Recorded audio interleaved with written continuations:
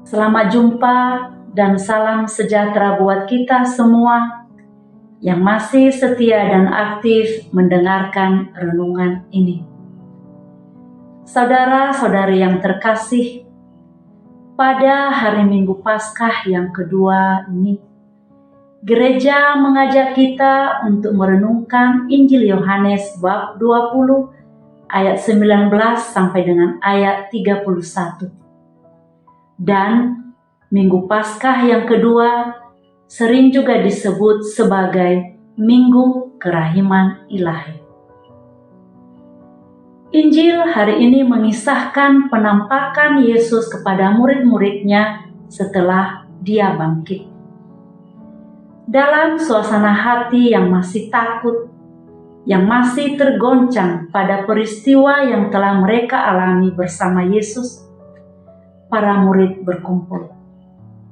Dan tiba-tiba Yesus menampakkan diri kepada mereka dengan berkata, "Damai sejahtera bagi kamu."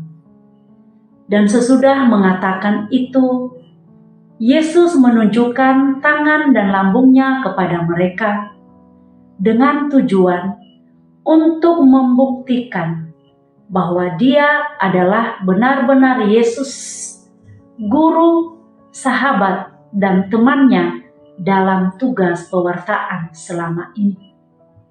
Berulang kali Yesus mengatakan, "Damai sejahtera bagi kamu." Dan setelah itu, Yesus mengatakan lagi, "Terimalah Roh Kudus." Roh Kudus adalah, secara sederhana saya mengartikannya demikian, Roh Tuhan yang kudus, yang suci, yang selalu setia menemani, mendampingi kita setiap saat. Apa buah-buah Roh Kudus yang kita ketahui? Yaitu kasih, sukacita, damai sejahtera, kemurahan hati, kebaikan, kesetiaan, kelemah lembutan, dan penguasaan diri. Seorang Thomas, murid yang tidak mudah percaya pada misteri atau cerita kebangkitan Yesus, diyakinkan oleh Yesus dengan mempersilahkan Thomas menaruh jarinya di bekas luka Yesus. Dan setelah Yesus dan Thomas menunjukkan atau memasukkan jarinya, dan Thomas langsung mengatakan, "Ya Tuhanku dan Allahku." Saudara-saudari yang terkasih, Thomas mengalami transformasi yang sungguh luar biasa setelah mengalami perjumpaan personal dengan Yesus sendiri. Luka-luka di tangan dan lambung Yesus adalah pancaran kerahiman dan belas kasih Allah.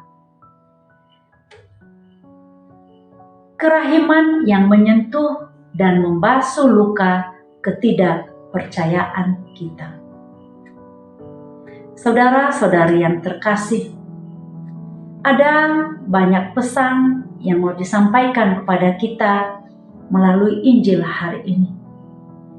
Yang pertama, Yesus selalu menghendaki agar kita mengalami kedamaian di dalam kehidupan ini. Bagaimana cara kita mengalami damai itu? Melalui buah-buah Roh Kudus yang telah Dia curahkan kepada kita.